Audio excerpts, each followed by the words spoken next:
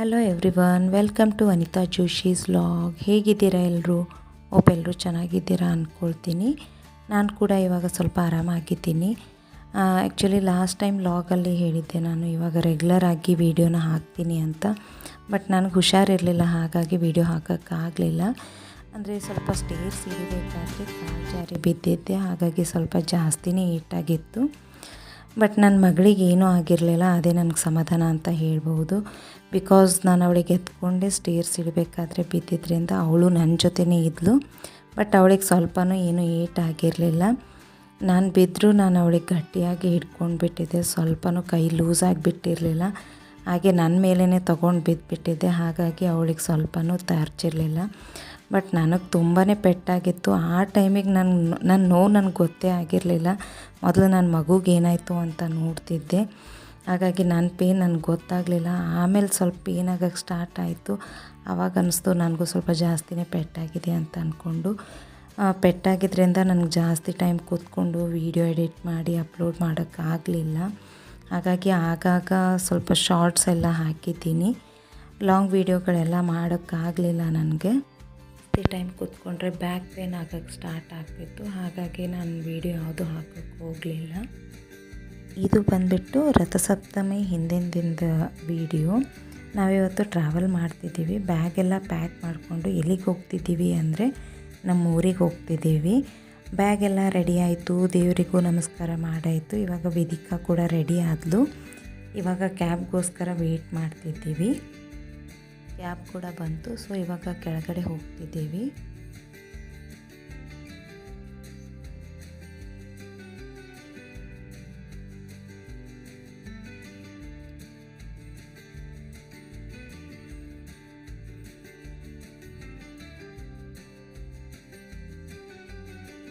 Traffic ನೋಡಿ ಸಾಕಾಗಿ ನನ್ನ ಮಗಳಂತೂ ಕ್ಯಾಬಲ್ಲೇ ಮಲಗಿಬಿಟ್ಲು. ಟ್ರಾಫಿಕ್ ಅಂತೂ ಎಷ್ಟಾಗಿತ್ತು ಅಂತಂದರೆ ವೆಹಿಕಲ್ಸ್ ಎಲ್ಲ ಮೂನೇ ಆಗ್ತಿರಲಿಲ್ಲ, ಅಷ್ಟೊಂದು ಟ್ರಾಫಿಕ್ ಜಾಮ್ ಆಗಿಬಿಟ್ಟಿತ್ತು. ಹಾಗಾಗಿ ತುಂಬ ಲೇಟೇ ಆಗಿಬಿಡ್ತು ನಾವು ಸ್ಟೇಷನ್ ಹೋಗೋಕ್ಕೆ. ನಾವು ಹೋಗೋಷ್ಟರಲ್ಲೇ ಟ್ರೈನ್ ಕೂಡ ಬಂದು ನಿಂತಿತ್ತು, ಹಾಗಾಗಿ ವೆಯ್ಟ್ ಮಾಡೋದೇನಿರಲಿಲ್ಲ, ಡೈರೆಕ್ಟಾಗಿ ಟ್ರೈನ್ ಹತ್ತಿದ್ವಿ.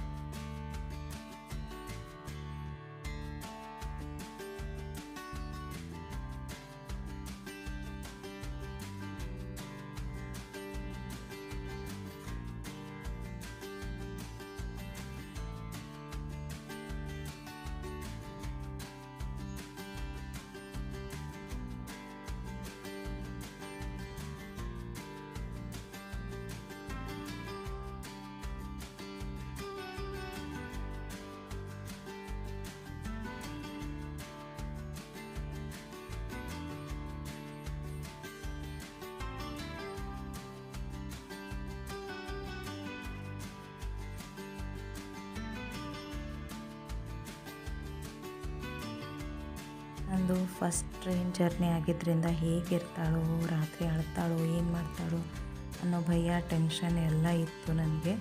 ಬಟ್ ಸ್ವಲ್ಪನೂ ಅಳ್ಳಿಲ್ಲ, ಚೆನ್ನಾಗಿ ಎಂಜಾಯ್ ಮಾಡ್ತಿದ್ಲು. ನಾನು ಅಂದ್ಕೊಂಡೇ ಇರಲಿಲ್ಲ ಇಷ್ಟು ಎಂಜಾಯ್ ಮಾಡ್ತಾಳೆ ಅಂತ.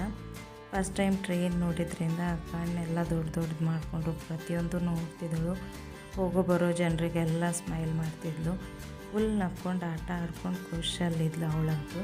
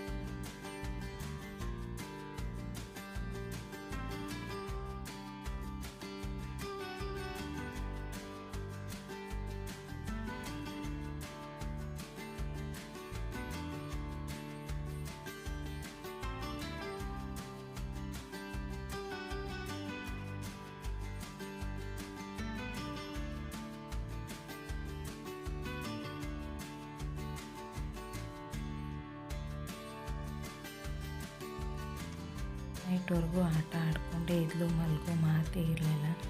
ಎಲ್ಲರೂ ಮಲಗಿದ್ರು ಕೂಡ ಇವಳು ಮಾತ್ರ ಆಟ ಆಡ್ಕೊಂಡೇ ಇದ್ಲು. ಎಷ್ಟು ಮಲಗಿಸೋಕೆ ಟ್ರೈ ಮಾಡ್ತಿದ್ರು, ಮಲಗ್ತಾ ಇರಲಿಲ್ಲ. ತುಂಬ ಲೇಟಾಗಿ ಕೊನೆಗೆ ಮಲಗಿದ್ಲು. ನೈಟ್ ಅಳ್ಬೋದು ಅಂತ ಅಂದ್ಕೊಳ್ತಿದ್ದೆ, ಬಟ್ ಅಳ್ಳಿಲ್ಲ, ಚೆನ್ನಾಗಿ ನಿದ್ದೆ ಮಾಡಿದ್ಲು. ಬೇರೆ ಮಕ್ಕಳೆಲ್ಲ ತುಂಬ ಅಳ್ತಿದ್ರು. ನೈಟ್ ಇವಳು ಹೇಳ್ಬೋದು, ಸೌಂಡ್ ಕೇಳಿಬಿಟ್ಟು ಇವಳು ಎದ್ಕೊಂಡು ಅಳ್ಬೋದು ಅಂತ ಅಂದ್ಕೊಳ್ತಿದ್ದೆ. ಬಟ್ ಮಾರ್ನಿಂಗ್ ಊರು ಬರೋವರೆಗೂ ಚೆನ್ನಾಗಿ ನಿದ್ದೆ ಮಾಡಿದ್ಲು. ಇನ್ನು ನೈಟ್ ಏನೂ ಅಳ್ಳಿಲ್ಲ, ಏನೂ ಕಷ್ಟ ಕೊಡಲಿಲ್ಲ ಅವಳು ನನಗೆ.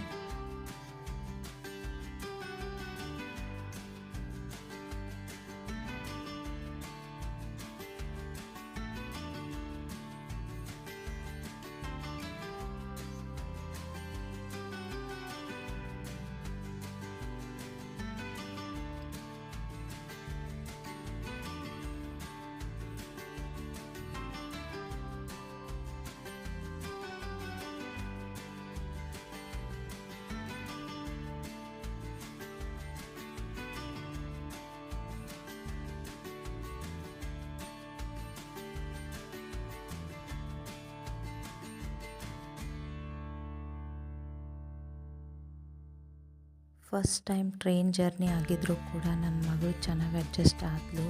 ಸ್ವಲ್ಪನೂ ಅಳ್ಳಿಲ್ಲ, ನನಗೆ ಸ್ವಲ್ಪನೂ ತೊಂದರೆ ಕೊಡದೆ ಚೆನ್ನಾಗಿ ನಿದ್ದೆ ಮಾಡಿಬಿಟ್ಟು ನನಗೂ ಮಲಗೋಗ್ಬಿಟ್ಲು.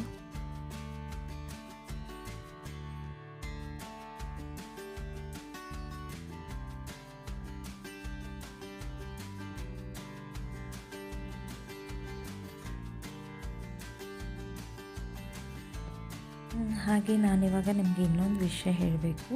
ಏನು ಅಂತಂದರೆ, ನಮ್ಮದು ಉತ್ತರ ಕರ್ನಾಟಕ ಆಗಿದ್ದರಿಂದ, ಹಾಗೆ ನಾನಿವಾಗ ನಮ್ಮ ಊರಿಗೂ ಬಂದಿರೋದ್ರಿಂದ ಇವಾಗ ಮುಂದೆ ನಮ್ಮ ಉತ್ತರ ಕರ್ನಾಟಕ ಭಾಷೆಯಲ್ಲಿ ಲಾಗ್ನ ಕಂಟಿನ್ಯೂ ಮಾಡ್ತಿದ್ದೀನಿ. ನೋಡಿ ನಮ್ಮ ಉತ್ತರ ಕರ್ನಾಟಕ ಭಾಷೆ ಹೇಗಿದೆ ಅಂತ ಕೇಳಿಬಿಟ್ಟು ಎಂಜಾಯ್ ಮಾಡಿ, ನಿಮ್ಮೆಲ್ರಿಗೂ ಲೈಕ್ ಆಗುತ್ತೆ ಅಂತ ಅಂದ್ಕೊಂಡು ಸ್ಟಾರ್ಟ್ ಮಾಡ್ತಿದ್ದೀನಿ. ಏನೇ ಅನಿಸಿದ್ರು ಕಮೆಂಟ್ ಮಾಡಿ ತಿಳಿಸಿ, ನನಗೂ ಗೊತ್ತಾಗುತ್ತೆ ನಿಮಗೆಲ್ಲ ಏನು ಅನ್ನಿಸ್ತಿದೆ ಅಂತ ನನಗೂ ಗೊತ್ತಾಗುತ್ತೆ. ಸೊ ಕಮೆಂಟ್ ಮಾಡಿಬಿಟ್ಟು ತಿಳಿಸಿ. ಸೊ ಸಿಗ್ತೀನಿ ನೆಕ್ಸ್ಟ್ ವಾಯ್ಸ್ ಉತ್ತರ ಕರ್ನಾಟಕ ಭಾಷೆ ಜೊತೆಗೆ.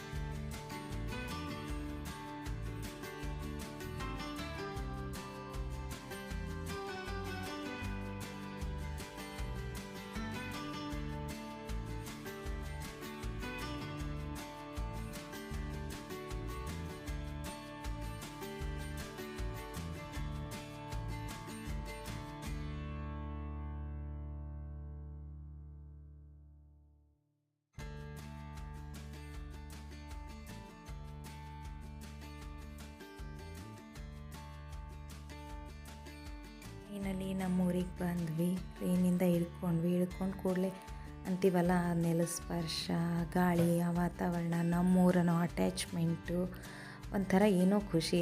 ಎಲ್ರಿಗೂ ಅಷ್ಟೇ ಅಲ್ವಾ, ಎಲ್ರಿಗೂ ಅವ್ರವ್ರ ಊರು ಅದು ಎಲ್ಲ ಖುಷಿನೇ ಇರ್ತದಲ್ಲ. ಹಾಗೆ ನನಗೂ ಕೂಡ ಖುಷಿ ಆಗಿಬಿಡ್ತು ನಮ್ಮ ಊರಿಗೆ ಬಂದ್ವಿ ಅಂತ.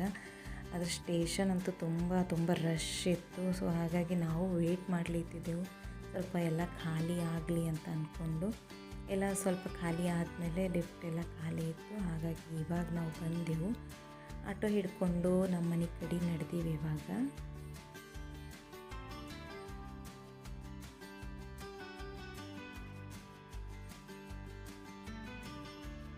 ನೋಡ್ರಿ ನಮ್ಮೂರ್ದು ಮಾರ್ನಿಂಗ್ ಲುಕ್ ಹೆಂಗಿರ್ತದ ಅಂತ. ಅಂದರೆ ಸ್ಟೇಷನ್ಲಿಂದ ನಮ್ಮ ಮನೆಗೆ ಬರೋವರೆಗೂ ನಾನು ತೋರಿಸ್ಲಿದ್ದೀನಿ.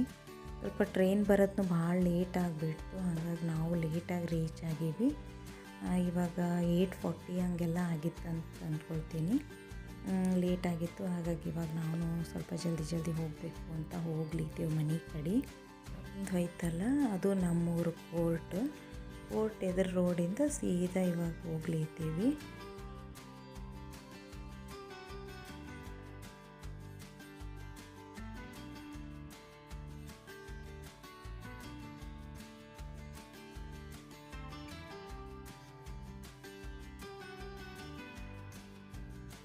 ಇದು ಚರ್ಚ್ ನೋಡ್ರಿ, ಹಾಗೆ ಚರ್ಚ್ ಬಾಜುನೇ ಸೇಂಟ್ ಮೇರಿ ಸ್ಕೂಲ್ ಅದ, ಅಲ್ಲೇ ಬಾಜುನೇ.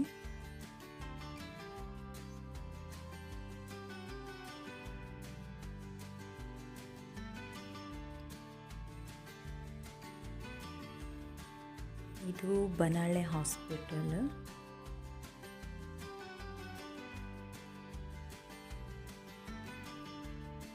ಇವಾಗ ಇದು ನಾವು ಬಂದಿದ್ದು ಇದು ಆನಂದ್ ಹೋಟೆಲ್ ಸರ್ಕಲ್ ಅಂತಾರೆ.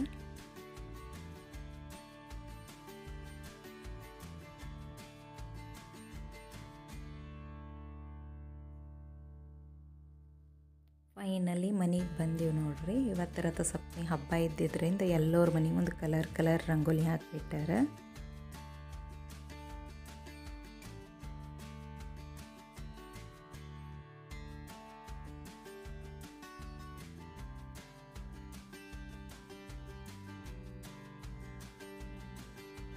ನಾವು ಬಂದ ಕೂಡಲೇ ಫಸ್ಟ್ ದೇವ್ರಿಗೆ ನಮಸ್ಕಾರ ಮಾಡಿದೆವು 4 ಮಂದಿ.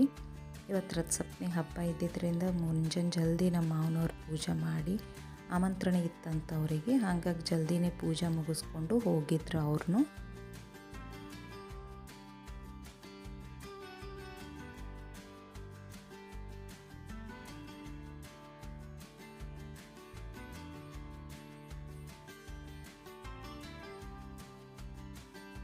ಆಲ್ರೆಡಿ ಭಾಳ ಲೇಟ್ ಆಗಿಬಿಟ್ಟಿತ್ತು ನಾವು ಮನೆಗೆ ಬರಲಿಕ್ಕೆ. ಇವಾಗ ಜಲ್ದಿ ಫ್ರೆಶ್ ಆಗಿ ರೆಡಿ ಆಗಬೇಕು. ಭೋಗಿ ಕೊಡೋದು ಅದ ಇವತ್ತು, ಹಾಗಾಗಿ ಜಲ್ದಿ ರೆಡಿ ಆಗಿಬಿಟ್ಟು ಭೋಗಿ ಕೊಡಬೇಕು. ರಾತ್ರಿ ಟೈಮಿಗೆ ಕೊಡೋ ಭೋಗಿ ಇವಾಗ ಯಾಕೆ ಕೊಡ್ಲಿತ್ತೀನಿ ಅಂತಂದ್ರೆ ವಿಧಿಕಂದು ಫಸ್ಟ್ ಹಣ್ಣು ಎರೆದಿತ್ತು, ಹಾಗಾಗಿ ಆಕಿಂದು ರಥಸಪ್ತಮಿಗೆ ಎರೆದಿತ್ತಲ್ಲ, ಹಾಗಾಗಿ ಎರಡೂ ಒಟ್ಟಿಗೆ ಆಗ್ತವೆ. ನಂದು ಭೋಗಿ ಕೊಡೋದು, ಅರ್ಶಿನ ಕುಂಕುಮ ಹಾಗೆ ಆಕಿಂದು ಹಣ್ಣು ಎರೆದು ಎಲ್ಲ ಒಟ್ಟಿಗೆ ಆಗಿಬಿಡ್ತಾವಂತಂದು ಸಂಕ್ರಾಂತಿ ಟೈಮಿಗೆ ಕೊಟ್ಟಿರಲಿಲ್ಲ ನಾನು, ಹಾಗಾಗಿ ಇವಾಗ ಕೊಡ್ಲಿತ್ತೀನಿ. ನಮ್ಮ ಕಡೆ ಸಂಕ್ರಾಂತಿ ಟೈಮಿಗೆ ಎಲ್ಲ ಮಕ್ಕಳಿಗೆ ಹಿಂಗೆ ಹಣ್ಣು ಎರಿತೀವಿ. ಸಂಕ್ರಾಂತಿ ಟೈಮಿಗೆ ಇವಾಗ ರಥಸಪ್ತಮಿಗೆ ಯಾಕಂದ್ರೆ ಮಗು ಹುಟ್ಟಿದ್ದು ಫಸ್ಟ್ ಹಣ್ಣು ಎರೆದೇನು ಇರ್ತದಲ್ಲ ಅದು ರಥಸಪ್ತಮಿಯಿಂದ ಸ್ಟಾರ್ಟ್ ಮಾಡಬೇಕು. ಫಸ್ಟ್ ವರ್ಷ ರಥಸಪ್ತಮಿಗೆ ಸ್ಟಾರ್ಟ್ ಮಾಡಿಬಿಟ್ಟು ನೆಕ್ಸ್ಟ್ ಇಯರಿಂದ ಸಂಕ್ರಾಂತಿ ಟೈಮಿಗೆ ಎರಿಬೋದು ನಾವು. ಫಸ್ಟ್ ಮಗು ಹುಟ್ಟಿದಾಗ ಹಾಗೆ ಲಗ್ನ ಆಗಿ ಹೊಸದಾಗಿರ್ತದಲ್ಲ, ಫಸ್ಟ್ ಟೈಮ್ ಲಗ್ನ ಆಗಿ ಫಸ್ಟ್ ಟೈಮ್ ಅರ್ಶಿನ ಕುಂಕುಮ ಅದು ಇರ್ತದಲ್ಲ, ಅದು ಸಂಕ್ರಾಂತಿ ಟೈಮ್ದು ರಥಸಪ್ತಮಿಗೆ ಫಸ್ಟ್ ಸ್ಟಾರ್ಟ್ ಮಾಡ್ತಾರೆ. ರಥಸಪ್ತಮಿಗೆ ಸ್ಟಾರ್ಟ್ ಮಾಡಿ ನೆಕ್ಸ್ಟ್ ಇಯರಿಂದ ಸಂಕ್ರಾಂತಿ ಕೊಟ್ಟರು ನಡೀತದೆ. ಹಾಗಾಗಿ ಲಗ್ನ ಆದವ್ರ ಮನೆಯೊಳಗೆ ಫಸ್ಟ್ ಮಗು ಆದವ್ರ ಮನೆಯೊಳಗೆ ರಥಸಪ್ತಮಿ ಟೈಮ್ ಒಳಗೆ ಹಣ್ಣೆರೆದು ಅರ್ಶಿನ ಕುಂಕುಮ ಎಲ್ಲ ಈ ಟೈಮಿಗೆ ಇರ್ತದೆ ಅಂತ ಹೇಳ್ಬೋದು. ಇವಾಗ ಭೋಗಿ ಮರನೂ ರೆಡಿ ಅದ. ಫಸ್ಟ್ ಭೋಗಿನ ದೇವ್ರ ಮುಂದೆ ಇಟ್ಟು ಅದಕ್ಕೆ ಪೂಜೆ ಮಾಡ್ಕೊಳ್ತೀನಿ. ಫಸ್ಟ್ ಒಂದು ಸ್ವಲ್ಪ ಮರಕ್ಕೆ ನೀರು ಹಚ್ಚಿಬಿಟ್ಟು ಅರ್ಶಿನ ಕುಂಕುಮ ಮಂತ್ರಾಕ್ಷತೆ ಏರಿಸಿ ಅದ್ರ ಮೇಲೆ ಒಂದು ಹೂವು ಇಟ್ಟು ಗೆಜ್ಜೆ ವಸ್ತ್ರ ಏರಿಸ್ಕೊಂಡು ಊದಿನ ಕಡ್ಡಿ ಮತ್ತು ನೀಲಾಂಜನದ ಎಲ್ಲ ಆರತಿ ಮಾಡಿ ಪೂಜೆ ಮಾಡ್ಕೊಳ್ತೀನಿ. ಹೀಗೆ ದೀರ್ಘ ಸುಮಂಗಲಿ ಆಗಿದ್ದು ಪ್ರತಿ ವರ್ಷ ಮುತ್ತೈದೆಯರಿಗೆ ಭೋಗಿ ಕೊಡೋ ಭಾಗ್ಯ ಕೊಡಪ್ಪ ದೇವ್ರೆ ಅಂತ ಕೇಳ್ಕೋಬೇಕು. ಇವಳಂತೂ ಬಂದಾಗಿಂದ ಒಂದೇ ಸಮನೆ ಅಳ್ಳಿರ್ತಿದ್ದಳು. ಯಾಕೆ ಅಳ್ಳೀತ ಅಂತ ಗೊತ್ತಾಗ್ತಿರ್ಲಿಲ್ಲ. ಏನು ಹೊಸ ಜಾಗ ಆಗಿದ್ದಕ್ಕೋ ಏನೋ ಭಾಳ ಅಂದ್ರೆ ಭಾಳ ಅಳ್ಳೀತಿದ್ದಳು. ಹಾಗಾಗಿ ನನಗಂತೂ ಪೂಜೆ ಮಾಡ್ಲಿಕ್ಕೆ ಏನು ಸುಧಾರಿಸಲಾಗಿತ್ತು, ಏನು ಮಾಡ್ಬೇಕು ಏನು ಬಿಡಬೇಕಂತ ಆಕಿನ ಕಡೆನೇ ಲಕ್ಷ್ಯ ಆಗ್ಲಿತ್ತಿತ್ತು. ಹಾಗಾಗಿ ಅಂದರೂ ನಮ್ಮ ಮನೆಯವ್ರು ಹಿಡ್ಕೊಂಡು ಕೂತಿದ್ರು, ಆಕೆಗೆ ಎತ್ಕೊಂಡು ಕೂತಿದ್ರು. ಹಾಗೆ ನಾ ಪೂಜೆ ಮುಗಿಸ್ಕೊಂಡೆ ಎಲ್ಲ. ಮತ್ತು ಸ್ವಲ್ಪ ಹೊತ್ತು ನಮ್ಮ ಅತ್ತೆಯವ್ರ ಕಡೆ ಆಕೆ ಕೊಟ್ಟು ಹಾಗೆ ಫೋಟೋ ತೆಗಿತೀನಿ ಅಂತ ಬಂದಿದ್ದರು. ಹಿಂಗೆ ಕ್ಯಾಮ್ರಾ ಕವರ್ ಮಾಡಿಕೊಂಡು ಫೋಟೋ ತೆಗಿಬೇಕನ್ನಷ್ಟರಲ್ಲಿ ಜಾಸ್ತಿನೇ ಅಳ್ಳಿತ್ತು. ಹಂಗಾಗಿ ಫೋಟೋನೂ ತಕ್ಕೊಳ್ಳಿಲ್ಲ, ಹಾಗೆ ಹೋಗಿಬಿಟ್ವಿ. ಯಾಕೆ ಭಾಳ ಅಳ್ಳಿತಾ ಅಂತ ಅಂದ್ಕೊಂಡು ಇವಾಗ ಒಂದು ಫೋಟೋ ತಕ್ಕೊಳ್ಳೇ ಇಲ್ಲ. ಅಷ್ಟರದಾಗ ನಮ್ಮ ಬಾಜು ಮನೆ ಮಾಮಿನೂ ಬಂದರು ಭೋಗಿ ತಗೊಳ್ಳಿಕ್ಕೆ.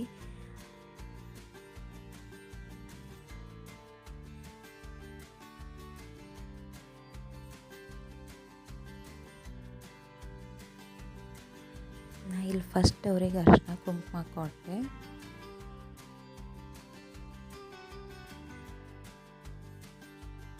ಆಮೇಲೆ ಸ್ವಲ್ಪ ಬಿಸಿ ನೀರಿಂದ ಕಾಲು ತೊಳಿಬೇಕು. ಕಾಲು ತೊಳಿಲಿದ್ದೀನಿ.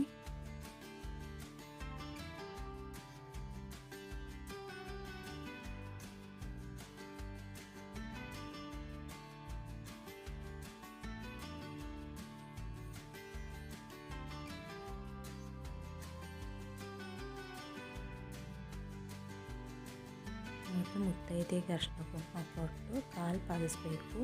ಅದು ಆದಮೇಲೆ ಉಡಿ ತುಂಬಿಕೊಳ್ಬೇಕು.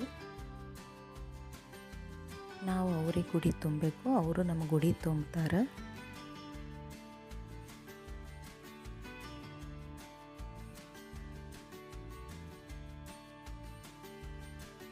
ಅದು ಉಡಿ ಚಲೋ ಗಟ್ಟಿಯಾಗಿ ಕಟ್ಕೋಬೇಕು ನಾವು. ಅದು ಕಟ್ಕೊಂಡೆ ಬೋಗಿ ಕೊಡಬೇಕು.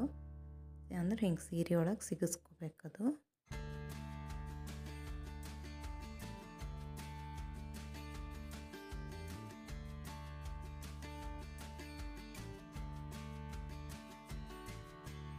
ಆಮೇಲೆ ಬೋಗಿಗೆ ಅರಿಶಿನ ಕುಂಕುಮ ಎಲ್ಲ ಏರಿಸಿ ಇನ್ನೊಂದು ಸರಿ ದೇವ್ರ ಮುಂದೆ ಒಂದು ಸರಿ ಏರಿಸಿರ್ತೀವಿ.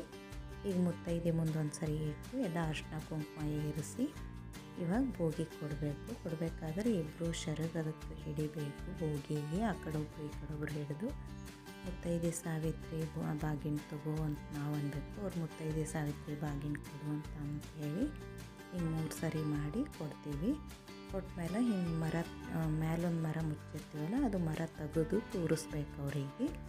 ಹಾಗೆ ಅವರಿಗೆ ಅಕ್ಷತೆ ಕೈ ಒಳಗೆ ಕೊಟ್ಟು ನಮಸ್ಕಾರ ಮಾಡಿ ಅವ್ರು ನಮ್ಗೆ ಅಕ್ಷತೆ ಹಾಕಿ ಆಶೀರ್ವಾದ ಮಾಡ್ತಾರೆ.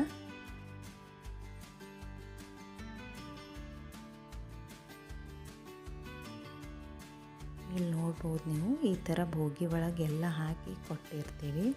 ಒಂದು ಮರದೊಳಗೆಲ್ಲ ಹಾಕಿಟ್ಟು ಮೇಲೊಂದು ಮರ ಮುಚ್ಚಿ ಕೊಡಬೇಕು. ಇದು ಪಾದಪಾದಿಸೋ ವಿಡಿಯೋ ಆಗಿರಲಿಲ್ಲ, ಹಾಗಾಗಿ ನಿಮಗೆ ತೋರಿಸ್ಬೇಕು ಅಂತ ಅಂದ್ಕೊಂಡು ನಾನು ನಿಮ್ಗೆ ಇನ್ನೊಂದು ಸರಿ ವಿಡಿಯೋ ಮಾಡಿಬಿಟ್ಟು ತೋರಿಸ್ಲಿದ್ದೀನಿ. ಹಿಂಗೆ ಕುಂಕುಮ ಮತ್ತು ನೀರು ಮಿಕ್ಸ್ ಮಾಡಿ ಈ ಥರ ಕಾಲಿಗೆಲ್ಲ ಈ ಥರ ಹಚ್ಬೇಕಂದ್ರೆ ಪಾದಕ್ಕೆ ಈ ಥರ ಹಚ್ಬೇಕು. ಮುತ್ತೈದೆಗೆ ಹಚ್ಚಿ ಕೊಡಬೇಕು. ಬೋಗಿ ಅದು ಕೊಡೋದೆಲ್ಲ ಮುಗೀತು. ಮುಗಿದ್ಮೇಲೆ ನನ್ನ ಮಗಳಿಗೂ ಸ್ವಲ್ಪ ನಾನು ಸಮಾಧಾನ ಮಾಡಿದೆ. ಆವಾಗ ಸ್ವಲ್ಪ ಅವಳು ಸಮಾಧಾನ ಆಗಿ ಸ್ವಲ್ಪ ಮಲ್ಕೊಂಡು ಬಿಟ್ಟಿದ್ಲು. ಅವಳು ಮಲ್ಕೊಂಡ ಅಂತ ಇವಾಗೆ ಫ್ರೀ ಆಗಿದ್ದೆ ಅಂತ ಅಂದ್ಕೊಂಡು ಈವ್ನಿಂಗ್ದು ಹಣ್ಣೆರೆದು ಅರಿಶಿನ ಕುಂಕುಮದು ಎಲ್ಲ ಇತ್ತಲ್ಲ, ಹಂಗೆ ಅಂದ್ಕೊಂಡು ಸ್ವಲ್ಪ ಹೂವು ಅದು ಕಟ್ಟೋದಿತ್ತು. ಹಾಗಾಗಿ ಮೇಲೆ ಮರಗೂ ಇತ್ತು, ಮರಕ್ಕೆ ಕಟ್ಕೋಬೇಕು ಅಂತ ನಾನು ಮೇಲೆ ಬಂದಿದ್ದೆ. ಆ ಟೈಮಿಗೆ ನಮ್ಮ ಮನೆಯವ್ರನ್ನೂ ಬಂದರು. ಸ್ವಲ್ಪ ಆವಾಗಂತೂ ಫೋಟೋ ತಕ್ಕೊಳ್ಳೋದಾಗಲಿಲ್ಲ, ಅವಳು ಅಳೀತಿದ್ಲು. ಇವಾಗ ಹೆಂಗೂ ಮಲ್ಕೊಂಡಾಳಲ್ಲ, ಫ್ರೀ ಇದ್ದಿ ಒಂದೆರಡು ಫೋಟೋನು ತಕ್ಕೋ ಅಂತ ಹೇಳಿಬಿಟ್ಟು ಅವರು ಬಂದು ಫೋಟೋ ತೆಗೆದುಕೊಟ್ರು ನನಗೆ. ಹಾಗೆ ನೀವು ಕಮೆಂಟ್ ಮಾಡಿ ತಿಳಿಸ್ರಿ ನನಗೆ ಕಚ್ಚಿ ಸೀರೆ ಹೆಂಗೆ ಕಾಣಿಸ್ಲಿತ್ತಿತ್ತು, ನಾ ಹೆಂಗೆ ಕಾಣಿಸ್ಲಿತ್ತಿದ್ದ ಅಂತ ತಿಳಿಸ್ರಿ. ಹೋಗಿ ಅದು ಎಲ್ಲ ಕೊಡೋದಾಗಿತ್ತು. ಹಾಗೆ ಅಡುಗೆ ಊಟ ಅದು ಎಲ್ಲ ಆದಮೇಲೆ ಇದು ಸಂಜೆ ಅಂದ್ರೆ ಮಧ್ಯಾಹ್ನ ಅಂತೇಳಿ ಹೇಳ್ಬೋದು. ನಮ್ಮದು 3-3:30 ಊಟ ಎಲ್ಲ ಆಯಿತು. ಹಾಗೆ ಊಟ ಮಾಡಿದ ಕೂಡಲೇ ರೆಸ್ಟು ಮಾಡಲಿಲ್ಲ ನಾವು. ಹಾಗೆ ಕಂಟಿನ್ಯೂ ಆಗಿ ಅರಿಶಿನ ಕುಂಕುಮದೆಲ್ಲ ರೆಡಿ ಮಾಡ್ಕೊಳ್ಳಿಟ್ಟಿದ್ವಿ. ನೋಡ್ಬೋದು ನೀವು, ಬಿಸಿಲು ಇತ್ತು, ಇನ್ನು ಮಧ್ಯಾಹ್ನ ಆಗಿತ್ತು. ಇದು ಎಲ್ಲ ಆದಮೇಲೆ ನಾವು ಸ್ವಲ್ಪ ಮಾರ್ಕೆಟ್ಗೆ ಹೋಗಿ ಬರಬೇಕು ಅಂತ ಅಂದ್ಕೊಂಡಿದ್ದೆವು. ಹಣ್ಣದು ತರಲಿಕ್ಕೆ ಸ್ವಲ್ಪ ವೇದಿಕಂತ ಫಸ್ಟ್ ಇಯರ್ ಹಣ್ಣೆರೆದಾಗಿದ್ರಿಂದ ಇನ್ನೊಂದು ಸ್ವಲ್ಪ ಚಲೋ ಮಾಡಬೇಕು ಅಂತ ನಮ್ಮದಿತ್ತು. ಬಟ್ ನಮ್ಮ ಅತ್ತೆಯವ್ರು ಭಾಳ ಅವಸರ ಮಾಡಲಿತ್ತಿದ್ರು. ಮಾಡಿರಿ, ನಾ ಎಲ್ಲರಿಗೆ 4-4:15 ಬರ್ರಿ ಅಂತ ಹೇಳಿಬಿಟ್ಟಿನಿ ಅಂತ ಹೇಳಿದ್ರು. ಅವಾಗ ನಮ್ಮ ಮನೆಯವ್ರಂದ್ರು ಅಷ್ಟು ಜಲ್ದಿ ಯಾಕೆ ಹೇಳಿದಿ, ಇನ್ನೂ ಭಾಳ ಬಿಸಿಲು ಅದಲ್ಲ, ಸ್ವಲ್ಪ ಸಂಜೆಗರೆ ಹೇಳಬೇಕಿಲ್ಲ 5:30-6 ತನ ಅಂತ ಕಲಿತಿದ್ರು. ಆವಾಗ ಗೊತ್ತಾಯ್ತು ನಮ್ಗೆ ಅವ್ರಿಗೆ ಇಲ್ಲಿ ಜಲ್ದಿ ಎಲ್ಲ ಮುಗಿಸ್ಕೊಂಡು ಅವ್ರ ಮಗಳ ಮನೆಗೆ ಹೋಗೋದಿತ್ತು. ಅವ್ರ ಮನೆಗೂ ಏನೋ ಫಂಕ್ಷನ್ ಇತ್ತಂತ ನಮಗೆ ಗೊತ್ತಿರಲಿಲ್ಲ. ಆವಾಗ ಗೊತ್ತಾಯಿತು ನಮ್ಗೆ. ಅದಕ್ಕೆ ಅಡುಗೆ ಊಟ ಮಾಡಬೇಕಾದ್ರೆ ಅವ್ರಿಗೆ ಮೇಲೆ ಫೋನ್ ಬರಲಿತ್ತಿತ್ತು. ಮೋಸ್ಟ್ಲಿ ಅವ್ರಿಗೆ ಅಲ್ಲಿ ಹೋಗೋದಿತ್ತು, ಅದಕ್ಕೆ ಇಲ್ಲಿ ಜಲ್ದಿ ಹೇಳ್ಯಾರಂತ ಅಂದ್ಕೊಂಡು ಹಂಗಾಗಿ ನಾವು ಎಲ್ಲ ಪಟ ರೆಡಿ ಮಾಡ್ಕೊಂಡೆವು. ಆ ಬಾಜು ಮನೆ ಮಾಮಿಗೆ ಎಷ್ಟು ಥ್ಯಾಂಕ್ಸ್ ಹೇಳಿದ್ರು ಕಮ್ಮಿನೇ ಅಂತ ಹೇಳ್ಬೋದು. ಪ್ರತಿಯೊಂದು ಅವ್ರು ನನಗೆ ಭಾಳ ಅಂದ್ರೆ ಭಾಳ ಹೆಲ್ಪ್ ಮಾಡಿದರು. ಹಣ್ಣು ಹೆಚ್ಚೋದಾಗಲಿ ಪ್ರತಿಯೊಂದು ಅವರೇ ರೆಡಿ ಮಾಡಿಕೊಟ್ಟಿದ್ರು ನನಗೆ.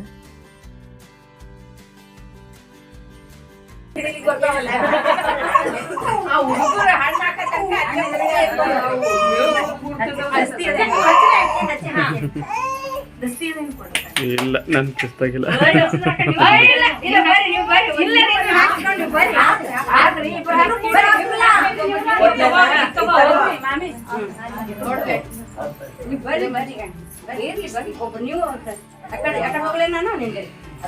ಸುಧಾರಿಸಂಗಿಲ್ಲ ಕಾಲಿದು ಅದಕ್ಕೆ ಹೇಳಿದೆ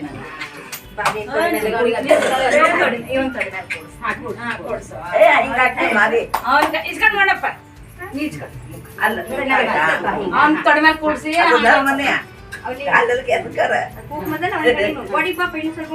ಅಜ್ಜಿ ಕೈಲಿ ಹೂ ಅಂತ ಮುಖ ಮ್ಯಾಲ್ ನೋಡ್ಬೇಕು ನೋಡಿ ತಂಗಿ ಕರ್ಕೊ ತಂಗಿತ್ತು ತಂಗಿತ್ತು ಬಾ ಇಸ್ಕಡ್ ಬಾ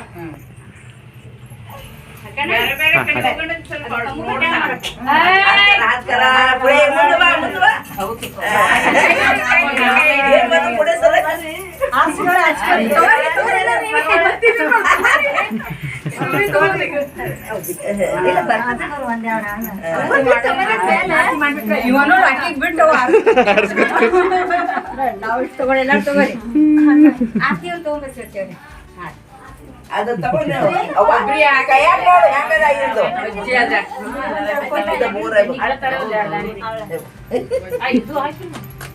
ವಿಧಿಕಾ ಇಲ್ಲಿ ನೋಡು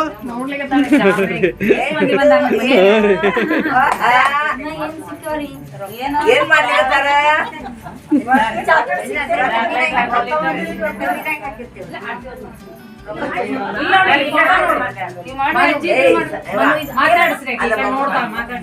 ತಗೊಂಡಿಲ್ಲ ಆಡ್ಸ್ಕೊಂಡಿಲ್ಲ ಕೊನೆಗೆ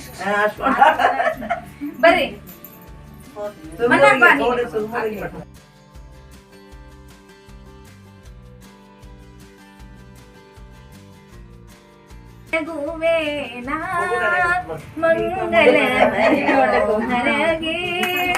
ಮುತ್ತಿನ ದಾರುತಿ ಚಿತ್ತದಿಂದಲೇ ತಂದು ಚಿತ್ತ ಜದಯಾನಗೆ ಬೆಳಗುವೆ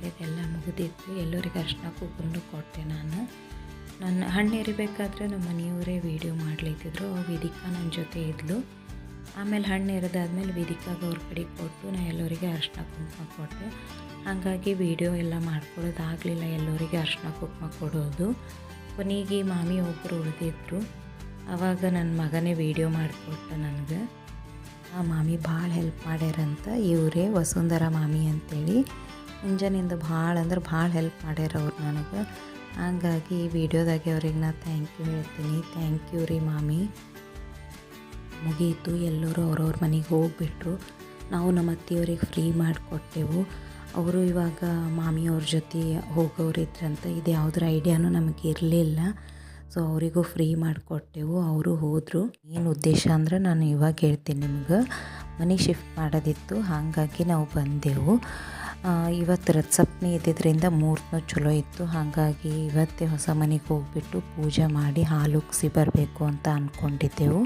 ನಮ್ಮ ಅತ್ತೆಯವ್ರು ಬರೋದಕ್ಕೆ ವೆಯ್ಟ್ ಮಾಡಲಿತ್ತಿದ್ದೆವು ಅವ್ರು ಬಂದಮೇಲೆ ಪಟ್ಟಂತ ಹೋಗಿ ಪೂಜಾ ಎಲ್ಲ ಮುಗಿಸ್ಬೇಕು ಅಂಥೇಳಿ ಬಟ್ ಅವ್ರು ಹೋಗಬೇಕಾದ್ರೆ ಹೇಳಿದರು ನಾವು ಬರೋದು ಲೇಟ್ ಆಗ್ತದೆ ನೀವೇ ಹೋಗಿ ಪೂಜೆ ಮುಗಿಸ್ರಿ ಅಂತೇಳಿ ಆದರೂ ಅವರು ಬರಲಿ ಎಲ್ಲರೂ ಹೋದರೆ ಚಲೋ ಇರ್ತದೆ ಅಂತಂದು ನಾವು ವೆಯ್ಟ್ ಮಾಡಲಿತ್ತಿದ್ದೆವು ಬಟ್ ತುಂಬಾ ಲೇಟ್ ಆಗಲಿತ್ತಿತ್ತು ರಾತ್ರಿ ಆಗಲಿತ್ತಿತ್ತು ಮಕ್ಕಳನ್ನೂ ಸುಸ್ತಾಗಿದ್ದರು ಇವತ್ತೇ ಬಂದಿದ್ದೆವು ಬಂದಮೇಲೆ ಭೋಗಿ ಅರ್ಶಿನ ಕುಂಕುಮ ಅಡುಗೆ ಊಟ ಸಂಜೆಗೆ ಹಣ್ಣೆರೆದು ಎಲ್ಲ ಕಂಟಿನ್ಯೂ ಆಗಿದ್ದರಿಂದ ಅವು ಹುಡುಗರು ಸುಸ್ತಾಗಿದ್ದು ನಿದ್ದೆ ಬರಲಿತ್ತಿತ್ತು ಅವಕ್ಕೆ ಹಾಗಾಗಿ ಇನ್ನೊಂದು ಸರಿ ಫೋನ್ ಮಾಡಬೇಕಂತ ನಮ್ಮ ಮಾವ ಮತ್ತು ನಮ್ಮ ಮನೆಯವರು ಫೋನ್ ಮಾಡಿ ಕೇಳಿದರು ಇಲ್ಲ ನಾನು ಲೇಟ್ ಆಗ್ತದೆ ಬರೋದು ನೀವು ಪೂಜೆ ಮುಗಿಸ್ಬಿಡ್ರಿ ಅಂತ ಹೇಳಿದ್ರಂತ ಹಾಗಾಗಿ ನಾವೇ ಹೋಗಿ ಪೂಜೆ ಎಲ್ಲ ಮುಗಿಸ್ಕೊಂಡೆವು ಹಾಲನ್ನು ಉಗ್ಸಿದ್ದೆವು ಆಯಿತು ಇಷ್ಟೇ ಇದಾಗಿತ್ತು ನನ್ನ ಇವತ್ತಿನ ರಥಸಪ್ತಮಿ ವ್ಲಾಗ್ ಹೋಗಿ ನಿಮ್ಮೆಲ್ಲರಿಗೂ ಇಷ್ಟ ಆಗಿದೆ ಅಂತ ಅಂದ್ಕೊಳ್ತೀನಿ ಇಷ್ಟ ಆಗಿದ್ರು ದಯವಿಟ್ಟು